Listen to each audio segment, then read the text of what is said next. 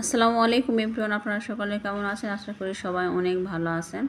আজকে আমি নতুন আরেকটা রেসিপি নিয়ে চলে আসলাম। আজকে আপনারা ডিম দিয়ে অনেক কিছু তো রান্না করে খান। ডিম দিয়ে এভাবে পেঁপে দিয়ে একবার রান্না করে খাই, দেখবেন অনেক মজা লাগে। আমার ঘরে তো মাছ মাংস না থাকলে শর্টকাটে আমি এভাবে ডিম দিয়ে অনেক মজাদার একটা রেসিপি রান্না করি, সেটাই আমি আপনাদের সঙ্গে শেয়ার করব। এই জন্য এখানে আমি একটা পেঁপে কেটে ধুয়ে নিয়েছি, দেখুন একদম সুন্দর করে কাটে নিয়েছি। আর এখানে আমি নিয়েছি ডিম। এই ডিম আর এখানে নিয়ে নিয়েছি সব রকম মশলা, পেঁয়াজ রসুন মশলা, বাটা মশলা, তেজপাতা এবং গোটা মশলা। এখন আমি এই ধুয়ে রাখা পেঁপেগুলো ভাপ দিব। পেঁপেগুলো ভাপ দিয়ে রান্না করলে অনেক মজা লাগে। পেঁপের যে একটা এক্সট্রা স্মেল থাকে সেটা চলে যায়। পেঁপেগুলো ভাপ দেওয়ার জন্য আমি একটা পাতিলে নিয়ে নিলাম। আর একদম শর্টকাটে রান্নাটা হওয়ার জন্য, ধরেন আপনি গ্যাসের চুলা রান্না করলেও ধরুন গ্যাসও আর সাশ্রয় হবে, আর মাটির চুলায় রান্না করলেও দেখবেন খুব দ্রুত হওয়ার জন্য আমি এক্সট্রা একটা ডিম আর সেদ্ধ করবো না। পেঁপে যেটা ভাপ দেবো এই ভাপের মধ্যে আমি ডিমগুলো দিয়ে দিলাম, একসঙ্গে সেদ্ধ হয়ে যাবে। এখানে আমি একটু পানি দিয়ে দিলাম ভাব এটা সেদ্ধ হওয়ার জন্য, আর সামান্য একটু হলুদ দিলাম আর একটু লবণ দিব। জাস্ট আর কিছু দেব না, শুধু এটুকু দিয়ে আমি পেঁপেটা ভাপিয়ে নিব। এটা মিক্স করার জন্য আমি হালকা করে আলতো হাতে নেড়ে দিচ্ছি। এটা তো পানি যখন পাক উঠে আসবে এমনিতেই তো মিক্স হয়ে যাবে।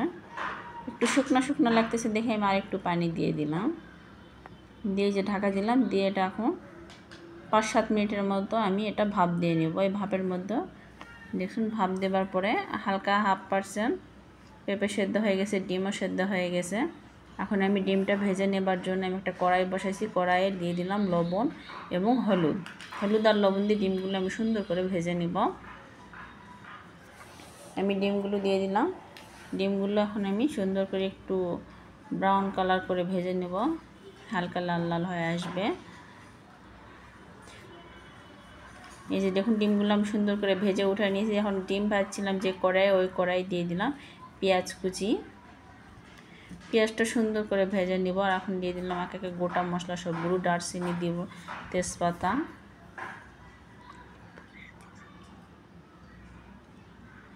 আর গোটা মশলা সাদা এলাচ, কালো এলাচ দিয়ে দিলাম। ডিমের তরকারিতে এরকম সব রকম মশলা দিয়ে রান্না করলে অনেক মজা লাগে। আপনারা যারা রান্না করছেন তারা হয়তো জানেন, আর যারা রান্না না করে থাকেন একবার হলো এভাবে রান্না করে দেখবেন। আমি বাটা মশলা সব কিছু মশলা দিয়ে একটু পানি দিয়ে দিলাম, যেহেতু পেঁয়াজ আর মশলাগুলো যেন না পুড়ে যায়। দিয়ে দিলাম মরিচের গুঁড়া 1 চামচ, লবণ 1 চামচ, ধনিয়া গুঁড়া 1 চামচ, আর হলুদ দিলাম সামান্য, কারণ এর আগে আমি হলুদ পেঁপেতে দিয়েছিলাম। পেঁপেতে হলুদের কালারটা সুন্দর করে লেগে গেছে দেখে হলুদটা এখন আমি অল্প করে দিলাম, বেশি হলুদ দিলে তিতা হয়ে যাবে। দেখুন সুন্দর করে মশলাটি কষানো হয়ে গেছে। এর পর্যায়ে আমি পেঁপেগুলো যেগুলো ভাপ দিয়েছিলাম এগুলো সুন্দর করে আমি ধুয়ে নিয়েছি। ধুয়ে নিয়ে এই মশলার মধ্যে আমি এখন কষাই নেব। এখানে এক্সট্রা কোনো পানি দিব না, এই মশলার মধ্যে আমি সুন্দর করে পেঁপেগুলো কষাই নেব। একটু পরে পরে নাড়া দিব আর এটা ঢাকনা দিয়ে ঢেকে দেব।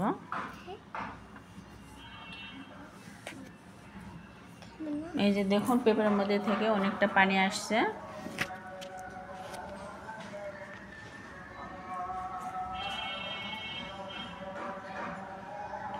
আমি এভাবে কষাইতে কষাইতে এখন দিয়ে দিলাম ডিম।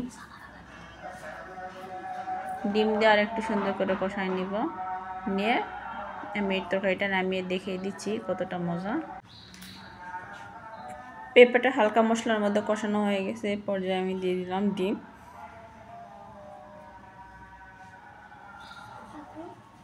ডিম আমি 4টা সিদ্ধ করেছিলাম, অলরেডি আমার মেয়ে একটা সেদ্ধ করা অবস্থায় খায় নিচে দেখে এখন 3টা হয়ে গেছে।